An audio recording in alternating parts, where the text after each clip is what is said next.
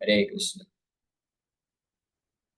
तो आप सभी भक्तों का हार्दिक स्वागत है आज के श्रीमद् भगवद गीता के डिस्कशन। आज हम लोग चर्चा कर रहे हैं श्रीमद् भगवद गीता यथारूप थर्ड चैप्टर, और इसके श्लोक संख्या 4 पे आज चर्चा करें। तो इस श्लोक में, इसके पहले ये चर्चा हमने ऑलरेडी किया है। और अर्जुन का प्रश्न था, पहले दूसरे श्लोक में अर्जुन ने प्रश्न पूछ लिया कि अगर भगवान आप सोचते हैं कि बुद्धि योग श्रेष्ठ है, तो आप मुझे फिर इस घोर कर्म में क्यों नियोजित कर रहे हैं। और इस प्रकार से व्याम श्रेण एवं वाक्येन, आपके इस दो प्रकार के कथनों से मैं भ्रमित हो गया हूँ। इसलिए आप तद एकम वद निश्चित, या निश्चित रूप में वो एक चीज बताइए मुझे करना क्या है, ये ना जिससे श्रेय हम आप जिससे मैं वास्तविक मेरा जो लाभ है, श्रेय है, वो प्राप्त कर सकूं। यानी वास्तविक लाभ क्या है आत्मा के लिए। तो केवल इस जीवन के शरीर के बारे में बस मैं विचार नहीं करना चाहता हूँ। मेरे लिए जो वास्तविक लाभदायक होगा इस शरीर को छोड़ने के बाद, जो अगला जन्म होगा मेरा, वो उन्नति होगा या अधोगति होगा, पाप लग के नरक में तो नहीं चला जाऊंगा, या उन्नति करके स्वर्ग और उसके पश्चात ऊपर वैकुंठ लोगों को मिलेगा कि नहीं मिलेगा। तो ये असली श्रेय है। तो इस प्रकार से अर्जुन पूछते हैं। भगवान कृष्ण तीसरे श्लोक में भी बोलते हैं, लोके अस्मिन् द्विविधा निष्ठा पुरा प्रोक्ता मया नघ ज्ञान योगेन सांख्यानां कर्म योगेन योगिनाम। कि भगवान बताए कि मैंने ऑलरेडी अर्जुन तुमको बताया कि दो प्रकार के लोग होते हैं, उनकी दो प्रकार की निष्ठा होती है। तो उन व्यक्ति की जैसी योग्यता है, निष्ठा है, उसके अनुसार व्यक्ति या तो कर्म योग करता है या तो ज्ञान योग करता है। और तुम्हारे लिए मैंने ऑलरेडी बताया, कर्मण्येव अधिकारस्ते, तुम्हारा अधिकार किसमें है, कर्म योग करने में। इसलिए तुम क्यों कंफ्यूज हो रहे हो अननेसेसरी। ज्ञान योग भी एक तरीका होता है, वो मैंने डिस्कस किया। उस ज्ञान योग के सिद्धांत को समझाने के हेतु, उस ज्ञान योग का भी सिद्धांत है, उसके हिसाब से भी देखोगे तो आत्मा कभी नष्ट नहीं होती है। तो शरीर के बारे में आप इतना चिंतित क्यों हो रहे हो। तो उसको समझाने के लिए मैंने ज्ञान योग सांख्य योग थोड़ा वर्णन किया। लेकिन वास्तव में तुम अर्जुन, तुम्हारी योग्यता है कर्म योग करने के लिए। कर्म योग मतलब भक्ति योग, अपनी इंद्रियों को भगवान की सेवा में लगाना, इसी को कर्म योग बोलते हैं। सबसे सरल जो परिभाषा है, तो ये करना चाहिए। तो इस प्रकार से भगवान अब उसको और अच्छे से एक्सप्लेन करेंगे। यहाँ तक हमने चर्चा किया था। अब चौथे श्लोक में भगवान कर्मयोग अर्जुन को क्यों करना चाहिए, अब ये भगवान यहाँ पे चौथे श्लोक से समझाना प्रारंभ करेंगे। यानी अपनी इंद्रियों को जब तक कोई भगवान के सेवा में नहीं लगाएगा, तब तक वो परम सिद्धि को प्राप्त नहीं कर सकता। तो इस श्लोक में बोल रहे, न कर्मणाम अनारंभान नैष्कर्म्यम पुरुषवास्नुते न च संन्यस्यनादेव सिद्धिम समधिगच्छति। तो इस श्लोक में भगवान बोल रहे हैं, not by merely abstaining from work can one achieve freedom from the action, nor by renunciation alone can one attain perfection। तो यहाँ पे भगवान बोल रहे हैं, न कर्मणाम अनारंभान। आरंभ, आरंभ मतलब शुरुआत करना, यानी करना। आरंभ मतलब प्रारंभ करना या शुरुआत करना। अनारंभान मतलब नहीं करना। किसको नहीं करना, कर्म को। तो कर्म को नहीं करना, जो ये जो सिद्धांत है, ये जो विचारधारा है कि कर्म को नहीं करने से नैष्कर्म्यम प्राप्त हो जाएगा। नैष्कर्म्यम मतलब होता है कि कर्म को करने के कारण जो बंधन होता है, कर्म को करने के कारण जो हमको प्रतिक्रिया मिलती है। तो अगर कोई व्यक्ति सोचे कि मेरे को संसार में दुख मिल रहा है, और मैं बार बार बंधन में फंस रहा हूँ, चाहे वो पुण्य हो या पाप हो, वो दोनों कर्म करने से मुझे सुख या दुख मिल रहा है। तो अगर मैं कर्म नहीं करूंगा तो फिर उसका रिएक्शन भी नहीं होगा, प्रतिक्रिया भी नहीं आएगी। जैसे सरल भाषा में बोलते हैं, ना रहेगा बांस न बजेगी बांसुरी। वही फिलॉसफी।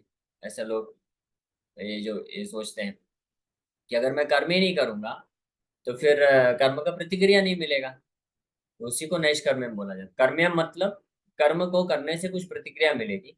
अनैष्कर्म्यम मतलब कि कर्म को करने की जो प्रतिक्रिया से फ्री हो जाना, रिएक्शंस। कर्म के बंधन, कर्म रिएक्शन, कर्म की प्रतिक्रिया से जो मुक्त हो जाता है उसको नैष्कर्म्यम बोला जाता है। तो भगवान क्या बोल रहे हैं कि अर्जुन, तुम जो सोच रहे हो कि कर्मणाम अनारंभान से तुमको नैष्कर्म्य मिल जाएगा, मतलब कर्म ना करने से तुम सोच रहे हो कि तुम नैष्कर्म्य की स्थिति को प्राप्त कर लोगे, मतलब उसका रिएक्शन नहीं मिलेगा, तो ये तुम्हारा सोचना गलत है। पहली बात तो ये समझ लो। तो भगवान क्या बोल रहे हैं, न कर्मणाम अनारंभान नैष्कर्म्य पुरुषो अश्नुते। कोई भी व्यक्ति कर्म को ना करने से नैष्कर्म्य प्राप्त करता है, ऐसा नहीं हो सकता है। इसलिए बोल रहे हैं, not by merely abstaining from work can one achieve freedom from reaction. कि कर्म को का जो प्रतिक्रिया है, रिएक्शन है, सुख दुख है, तो उससे, उसके बंधन से, यानी पाप और पुण्य से व्यक्ति फ्री नहीं हो सकता है कि अगर केवल कोई ये सोचे कि मैं कोई कर्म नहीं करूंगा। और इस कैटेगरी में कौन आते हैं, जो स्पेशली जो बुद्धिस्ट लोग होते हैं, तो उनका यही फिलॉसफी है। गौतम बुद्ध ने इस प्रकार से मोहित किया था, छल किया उन लोगों के साथ। और वो बोले कि अगर आपको देखो कष्ट क्यों हो रहा है, दुख क्यों हो रहा है संसार में, क्योंकि आप कर्म कर रहे हो। कर्म करोगे तो उसका फल भोगना पड़ेगा, तो कर्म ही नहीं करोगे तो फल नहीं भोगना पड़ेगा, सिंपल बात है ना। लेकिन ये गलत है। ये तो गौतम बुद्ध ने ट्रिक अपनाया उनको, उनको जो है बचाने से, पाप कर्म से बचाने के लिए, लेकिन वास्तव में ऐसा होता नहीं है। यहाँ गीता वही गौतम बुद्ध कृष्ण के रूप में आके जो यहाँ पे ना कर्मणाम अनारंभं नैष्कर्म्यं पुरुषोऽश्नुते स्पष्ट रूप में बोल रहे हैं, कि केवल कर्म को त्याग करने से कोई व्यक्ति कर्म के फल से मुक्त हो जाएगा, यानी सुख दुख से मुक्त हो जाएगा, ये सोचना गलत है। अब इसमें प्रश्न उठेगा बहुत सारा, कैसा कैसे हो सकता है, जब कर्म ही नहीं करेंगे तो उसका रिएक्शन कैसे मिलेगा, फल कैसे मिलेगा। हाँ, हमने कुछ किया ही नहीं तो फल क्यों मिलेगा, ये बात सही है। अब अगले श्लोक में भगवान इसको एक्सप्लेन करेंगे, हम लोग कल चर्चा करेंगे। भगवान इसलिए बोल रहे हैं कि अर्जुन, तुम सोच रहे हो कि तुम कर्मों को त्याग दोगे, ये सोचना मिस्टेक है। क्योंकि कोई भी व्यक्ति एक भी क्षण बिना कर्म किए नहीं रह सकता। ये अगले श्लोक में भगवान प्रूव करेंगे, तो हम लोग को कल के लिए छोड़ते हैं। तो अब पहली बात तो यहाँ पे हमको ये समझना है कि कर्म को नहीं करने से हम प्रतिक्रिया से बच जाएंगे कर्म के, तो ये सोचना गलत है, क्योंकि हम ऐसा कर नहीं सकते हैं। क्यों? क्योंकि जो सोल है वो बहुत एक्टिव है, हमेशा एक्टिव रहती है। और दूसरा भगवान बोल रहे हैं, न च संन्यासनादेव सिद्धिम समधिगच्छति। एक तो है कि इस भौतिक जगत की प्रतिक्रिया यानी बंधन से व्यक्ति मुक्त हो जाए, और दूसरा है कि सिद्धि प्राप्त करना। तो ना केवल nor bye renunciation alone can one attain perfection. दूसरा चीज भगवान क्या बोल रहे हैं कि परफेक्शन मतलब परम सिद्धि, यानी आध्यात्मिक जगत में प्रवेश व्यक्ति को केवल संन्यास लेने से नहीं प्राप्त हो सकता है। संन्यास मतलब रिनंसिएशन, जो अर्जुन अर्जुन जो सोच रहा है, तो यहाँ पे संन्यास का मतलब भगवान त्याग से बोल रहे हैं। रिनंसिएशन, अपने कार्यों को, अपने कर्तव्यों को त्याग करने को, और यहाँ पे संन्यास बोला जा रहा है, जो अर्जुन सोच रहा था करने के लिए। ये कृष्णा कॉन्शियसनेस यानी कृष्ण भावना, बुद्धि योग को बहाना बना करके अर्जुन अपने कर्तव्य को त्याग करके करने का सोच रहा था, और वो सोच रहा था कि इसको त्याग करके मैं अगर केवल बुद्धि योग का सहारा लूंगा तो उसके माध्यम से मैं परफेक्शन हासिल कर लूंगा। लेकिन भगवान बोल रहे हैं नहीं, वो भी जो तुम सोच रहे हो न, नॉर बाय रिनाउंसिएशन अलोन। यहाँ पे एक बात ये बहुत महत्वपूर्ण है, न च संन्यास संन्यासनाद एवा। संन्यासनाद एवा मतलब कि केवल जो कर्तव्यों को त्याग करने मात्र से व्यक्ति सिद्धि नहीं प्राप्त करेगा। इस यानी एक इसके साथ कुछ और भी होना चाहिए, तब प्राप्त कर सकता है। जैसे कई लोग होते हैं, तो गीता देखिए पूरे विश्व में सबसे प्रसिद्ध बुक है, और तीसरा अध्याय में चौथे श्लोक में भगवान बड़े स्पष्ट रूप में बोल रहे हैं, न च संन्यासिनादेव सिद्धिं समधिगच्छति। लेकिन फिर भी लोग जो नहीं समझ पाते हैं, कुछ लोग होते हैं जो संन्यास ले लेते हैं, यानी सब कुछ छोड़ के तो चले जाते हैं हिमालय में, गुफा में, या वृंदावन, हरिद्वार, काशी, बनारस, अलग अलग जगह चले जाते हैं और कर्म को त्याग कर देते हैं, संन्यास ले लेते हैं। लेकिन ये श्लोक को अच्छे से वो समझते नहीं। यहाँ पे भगवान बोल रहे हैं कि केवल संन्यास लेने मात्र से परफेक्शन नहीं मिल सकता है, यानी संन्यास लेने के पश्चात कुछ और करना पड़ेगा आपको तब, और वो क्या करना पड़ेगा आगे भगवान एक्सप्लेन करेंगे। लेकिन क्योंकि प्रसंग आया है तो इसको भी स्पष्टीकरण कर देना चाहिए कि जब तक कोई व्यक्ति एक तरफ से संन्यास तो ले लिया है, लेकिन दूसरे तरफ वो भगवान के सेवा में नहीं लगेगा, तब तक परफेक्शन हासिल नहीं कर सकता है। ये इसका अर्थ है। यहाँ पे भगवान केवल इतना ही बोल रहे हैं कि केवल संन्यास लेने मात्र से कोई व्यक्ति परफेक्शन यानी सिद्धि हासिल नहीं कर सकता है। आगे के श्लोक में इस बात को एक्सप्लेन करेंगे। क्योंकि जैसे उदाहरण के लिए मान लीजिए यहाँ से कोई साइंटिस्ट है, वैज्ञानिक है, वो यहाँ से अपना रॉकेट तो भेज देता है, तो केवल यहाँ से किसी ने रॉकेट छोड़ दिया, यानी पृथ्वी के धरातल को छोड़ दिया, तो इसका मतलब ये नहीं कि रॉकेट अपने जगह पे पहुंच गया है, अभी भी आसमान में उड़ रहा है। अगर उस वैज्ञानिक ने अच्छे से योजना नहीं बनाया है, प्रॉपर तरीके से उसको रेगुलेट रिमोट कंट्रोल करके अगर उसको किसी दूसरे ग्रह में नहीं पहुंचा देता है, तब तक वो मिशन पूरा नहीं हुआ है, वो परफेक्शन नहीं हुआ है। तो केवल यहाँ से भौतिक धरातल से रॉकेट को छोड़ देना ही सिद्धि नहीं है, जब तक उसको किसी ग्रह में या ग्रह के ऑर्बिट में उस रॉकेट को स्थापित न कर दिया जाए। अगर वो नहीं करेगा तो वो रॉकेट क्या हो जाएगा, वापस से गिर जाएगा और नष्ट हो जाएगा। उसी प्रकार से जो व्यक्ति इस भौतिक धरातल को तो छोड़ देते हैं, यानी भौतिक कर्तव्यों को, कार्यों को, कर्मों को छोड़ देते हैं, संन्यास ले लेते हैं, लेकिन अपना जो पैर है, यानी अपने आप को आध्यात्मिक स्थिति में स्थित नहीं करते हैं, तो वापस से उनका पतन हो जाता है, फिर से आ जाते हैं वो इसी समाज में। और यही कारण है कि ऐसे अनेकों उदाहरण हैं। जो लोग इस तरीके से सब संन्यास लेते हैं, भगवान का भक्ति योग में नहीं जुड़ते हैं, सेवा नहीं करते हैं, तो भले ही कुछ समय के लिए संन्यास लेके चले जाते हैं पहाड़ों में, हिमालय में और अलग अलग धाम में, लेकिन कुछ सालों के बाद वापस से आ जाते हैं समाज में समाज सेवा करने के लिए। हाँ, फिर वो नेता बनेंगे और बड़े बड़े जो जो भी हैं कथाकार बन के, और फिर भौतिक प्रलोभन के लिए कार्य करेंगे या समाज सेवा के लिए, लोगों के शरीर को संतुष्ट करने के लिए कार्य में लग जाएंगे। अलग अलग बाबा के नाम से फिर फेमस हो जाते हैं। तो वो क्या है, वो पतन है एक्चुअली में।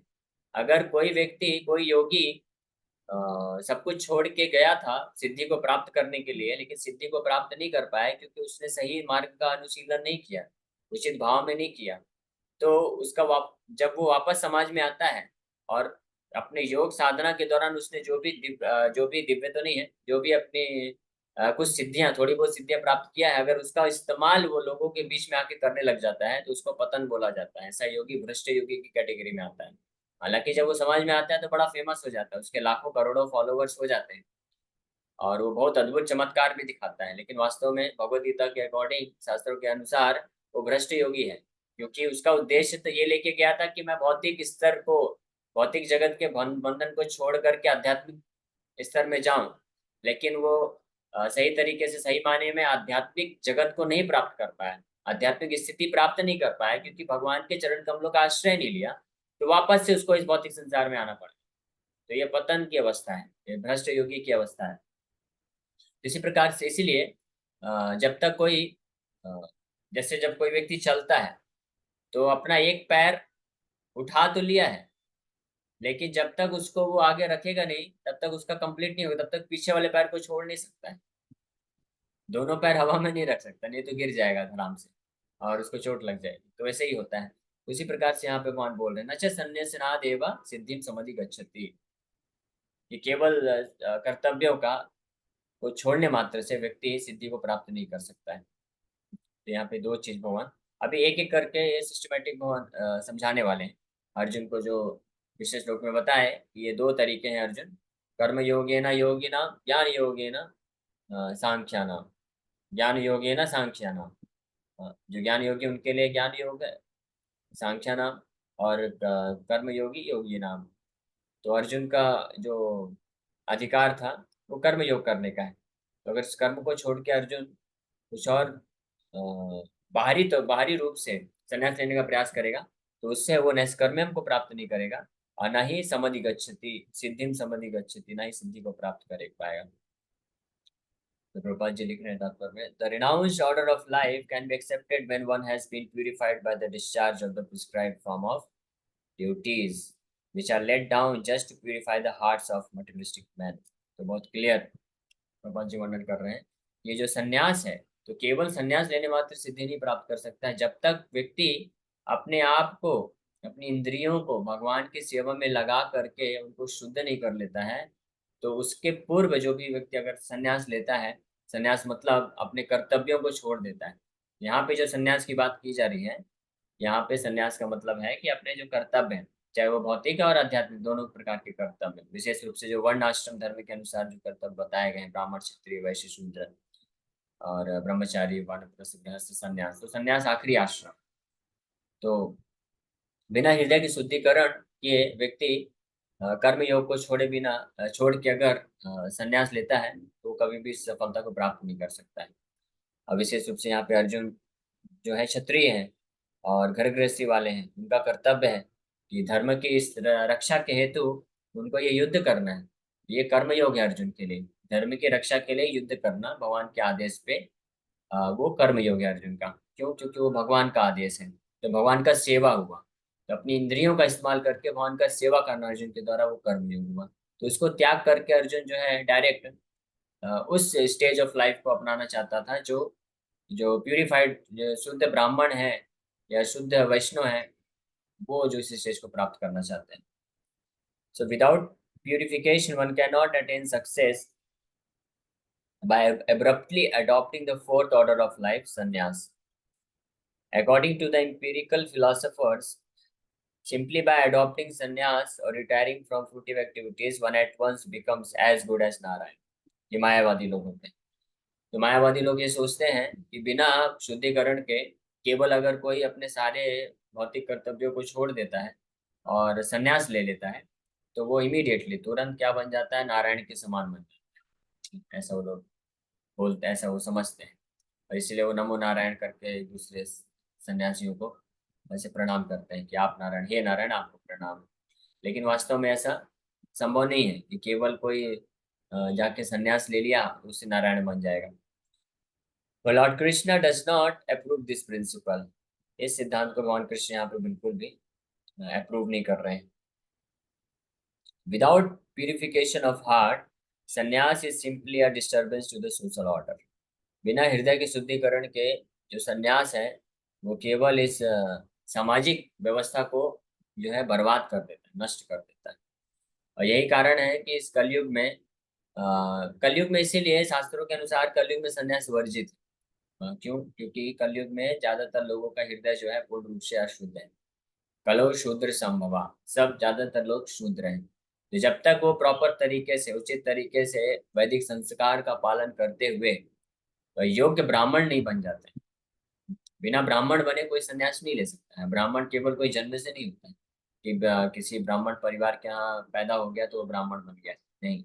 वो संस्कार के द्वारा, जन्मना जायते शूद्रा संस्कारात भवेत् द्विजा। तो ये शास्त्रों में बताया गया कि जन्मना जायते शूद्रा, जन्म से हर कोई शूद्र पैदा होता है। संस्कारात यानी शुद्धिकरण, साधना करके, तपस्या करके व्यक्ति ब्राह्मण बनता है। हाँ, भवे द्विजा, द्विज बनता है। हाँ, ब्राह्मण भी नहीं, द्विज। द्विज का मतलब होता है टॉइस बॉर्न, दोबारा उसका जन्म हुआ है दीक्षा के पश्चात। संस्कार लेने से दीक्षा होता है, दोबारा जन्म होता है। फिर ऐसे द्विज जो है या तो वैश्य बन सकते हैं, या तो क्षत्रिय बन सकते हैं, या ब्राह्मण बन सकते हैं। अभी शूद्र से 3 कैटेगरी के बन सकते हैं। निर्भर करेगा कि वो कौन से गुण में स्थित है, सत्वगुण, रजोगुण, तमोगुण। तो गुरु जो है उसको उसका एनालिसिस करके फिर उसको उसके हिसाब से ट्रेनिंग देते हैं। अगर किसी के अंदर वैश्य का गुण है तो उसको वैश्य के हिसाब से ट्रेनिंग, शूद्र क्षत्रिय का गुण है तो क्षत्रिय के हिसाब से, ब्राह्मण का गुण है तो ब्राह्मण के हिसाब से देते हैं। तो इस तरह से जब वो इस ट्रेनिंग पीरियड के थ्रू होके जाता है, कई सालों तक गुरु के मार्गदर्शन में रह करके वैदिक शास्त्रों का अध्ययन करता है और फिर मंत्रों का जप करता है, तपस्या पालन करता है, ब्रह्मचर्य का पालन करता है, भगवान का सेवा करता है। तो इस तरह से वो फिर योग्य ब्राह्मण बन पाता है। यानी योग्य ब्राह्मण मतलब उसका हृदय अभी शुद्ध हो चुका है। और ऐसा योग्य ब्राह्मण जब डिसाइड करता है कि अब मैं पूर्ण रूप से भगवान हरि के चरण कमलों का आश्रय लेना चाहता हूँ, पूर्ण रूप से उन पे ही निर्भर होना चाहता है, भय रहित होकर के, तब वो डिसाइड करता है कि अब मैं संन्यास हूँ। तब वो संन्यास लेने के लिए योग्य बन पाता है। और ऐसे सन्यासी भी 4 कैटेगरी के होते हैं: कुटीचक, बहुदक, परिवराजकाचार और परमहंसा। तो जो परिवराजकाचार होते हैं वो प्रचारक होते हैं, प्रचार करते हैं पूरे विश्व में भ्रमण करके। और जो परमहंस होते हैं वो अल्टीमेट स्टेज है, जो एक्चुअली में संन्यास के भी ऊपर है, हाईएस्ट ऑर्डर ऑफ लाइफ। तो ये प्रोसेस होता है। लेकिन कलयुग में बिना इस प्रोसेस को फॉलो किए, बिना भगवान के भक्तों का संग लिए, भगवान का सेवा किया, अपनी इंद्रियों को सेवा में लगाए, बिना भगवान के नाम का जप किए, कोई डायरेक्ट जो है सब कुछ छोड़ के संन्यास तो ले लेता है, लेकिन मन अभी भी पॉल्यूटेड रहता है, शुद्ध रहता है। और फिर संन्यास लेने के बाद भी वो गलत गलत कार्यों में लगा रहता है। ये हम देखते हैं, आप कितने भी धाम में चले जाइए, ऐसे भरे पड़े हैं कितने सन्यासी लोग। कपड़ा तो पहन लेते हैं भगवा वस्त्र का, लेकिन वो बीड़ी, सिगरेट, गांजा ये सब पीते रहते हैं। और अलग अलग अवैध संबंध स्थापित करते रहते। क्यों? हृदय अभी भी अशुद्ध है। गलत समय पे इस तरह से प्रॉपर तरीके से किसी प्रमाणिक गुरु के आश्रय में रह करके पहले उनको साधना भक्ति करना चाहिए था, फिर उसके बाद संन्यास दिया जाता है। इसलिए इस्कॉन में बहुत स्ट्रिक्ट रूल्स हैं। कोई भी संन्यास नहीं ले सकता है इस्कॉन में। पहले जब तक वो दीक्षा लेता है, पहले हरिनाम दीक्षा होता है। हरिनाम दीक्षा के कुछ सालों के पश्चात जब देखते हैं कि वो चारों नियम का और 16 माला का जब अच्छे से पालन कर पा रहा है और सिद्धांत को भी अच्छे से समझ लिया है, उसके बाद फिर उसको ब्राह्मण दीक्षा देते हैं। तो ब्राह्मण दीक्षा मतलब ब्राह्मण नहीं बना है अभी। ब्राह्मण दीक्षा का मतलब होता है शुरुआत। तो ब्राह्मण दीक्षा दिया जाता है, ब्राह्मण बनने के लिए अब उसको ट्रेनिंग मिलती है। तो ऐसे कई सालों तक, 20-25 सालों तक जब वो अच्छे से साधना करता है, प्रचार करता है, सेवा करता है, फिर जब उसको देखते हैं कि हाँ अभी ये योग्य ब्राह्मण बन चुका है, तब उसको वो संन्यास के लिए अप्लाई कर सकता है, उसको एप्लीकेशन दे सकता है। संन्यास का एप्लीकेशन देने के बाद 5 सालों तक उसको 5 साल तक जो वरिष्ठ सन्यासी हैं, उनके अंडर में रह के वो उनको पूरा ट्रेनिंग होता है और उनको बहुत ही माइन्यूटली ऑब्जर्व किया जाता है, उनके आचरण को, उनके जो दिनचर्या है, सब चीजें। उसके बाद 5 साल के बाद उनको संन्यास मिल सकता है। ऐसा है। तो इस तरह से इस्कॉन में अभी ये नियम पालन किया जा रहा है। लेकिन बाहर लोग इसको नहीं पालन करते, इसलिए जो है समाज की व्यवस्था खराब हो जाती है। और ऐसा हो सकता है कि हर कोई जो जैसे संन्यास ले लेते हैं, तो हर कोई जो पाप कार्य नहीं करते हैं। लेकिन ऐसे लोग भी जो संन्यास लेते हैं और जो सात्विक है, सतोगुण में है, जो पाप नहीं करते हैं, लेकिन आके वो क्या करते हैं, समाज सेवा करते हैं। वो भी संन्यास आश्रम का पतन है। वो भी सन्यासी का बिजनेस नहीं है। जो सन्यासी है उसका ये दायित्व तो नहीं है समाज सेवा करना, लोगों को रोटी कपड़ा मकान दिलाना। सन्यासी का एक ही बिजनेस है। सन्यासी मैंने बताया 4 प्रकार के होते हैं: कुटीचक, बहुदक, परिवराजकाचार और परमहंस।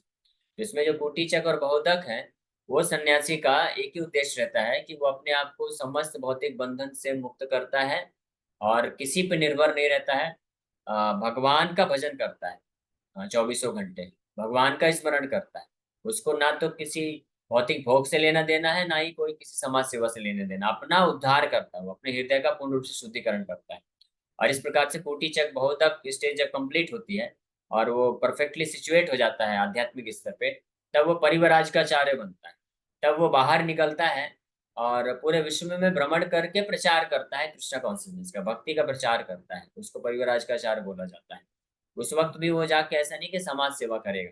तो समाज सेवा जो सन्यासी करते हैं, तो वास्तव में वो भी वो सन्यास आश्रम का पतन होता है।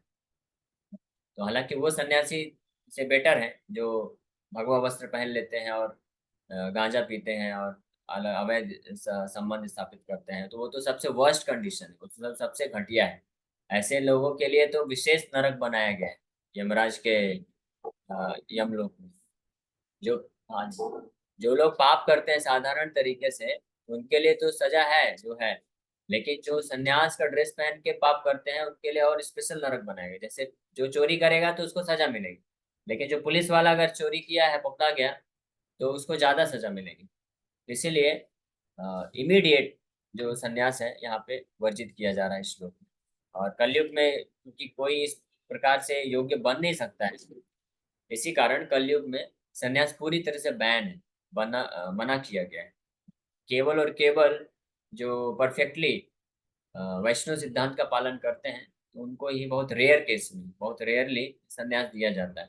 जैसे इस्कॉन में भी लाखों की संख्या में भक्त हैं, लेकिन कितने सन्यासी हैं? 1% भी नहीं। 0.001%। 100, 100, 150 ऐसे काउंट कर सकते हैं। ब्रह्मचारी भी बहुत कम है। ब्रह्मचारी भी पूरे इस्कॉन में मेरे ख्याल से 5-8 हजार, 10 हजार से कम ही होंगे, लेकिन लाखों की संख्या में भक्त हैं। तो हालांकि ये बात है कि भगवान की भक्ति में आगे बढ़ने के लिए, भगवान के धाम में जाने के लिए इससे कोई फर्क नहीं पड़ता कि कोई सन्यासी है, ब्रह्मचारी है, गृहस्थ है। वही चीज यहाँ पे भगवान अर्जुन को समझाना चाह रहे हैं कि अर्जुन, तुम सन्यास क्यों लेना चाहते हो? सब कुछ छोड़ के क्यों जाना चाहते हो? अपने अधिकार को देखो। तुम्हारा अधिकार है कि तुम अपनी इंद्रियों को मेरी सेवा में लगाओ और शुद्ध करो कर्मयोग यानी भक्ति योग के द्वारा। और यहाँ से धाम से, इस भौतिक जगत को त्याग करके वहां अपने धाम में चले जाओ। क्यों ब्रह्मचारी और सन्यासी क्यों, सन्यास क्यों बनना है? संन्यास लेना क्यों? इस प्रकार से इस श्लोक में बड़े स्पष्ट रूप में भगवान अर्जुन को रिकमेंड कर रहे हैं। On the other hand, if someone takes to the transcendental service of the Lord, even without discharging his prescribed duties, whatever he may be able to advance in the cause is accepted by the Lord. बुद्धि योगा स्वल्पमपि यस्य धर्मस्य जायते मूढो। Even a slight performance of such a principle enables one to overcome great difficulties. तो वहीं दूसरी ओर अगर कोई sincere devotee है, भगवान की दिव्य सेवा में अपने आप को लगा देता है, तो उसको फिर ये सब जो संन्यास वगैरह है, ये सब के बारे में चिंतित होने की आवश्यकता नहीं।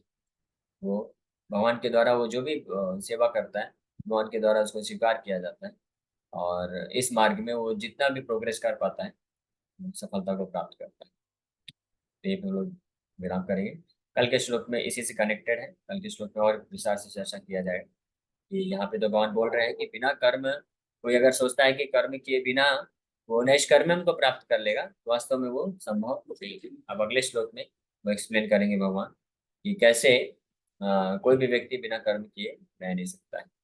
हरे Krishna, thank you very much.